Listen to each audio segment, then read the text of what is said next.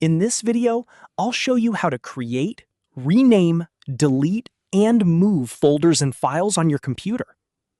First, let's create a folder. You can create a folder on your desktop, inside any drive, or even within another folder. To create one, right-click on an empty area. Now select New, then click Folder. A new folder will appear. Type a name for the folder and press Enter. Try to choose a short and easy-to-remember name.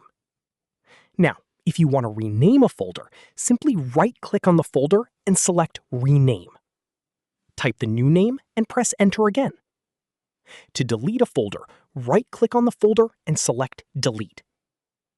Now, let's move files into a folder. The first method is drag and drop. Simply click and hold the file, drag it into the folder, and release the mouse button. The second method is copy and paste. Right-click on the file and select Copy.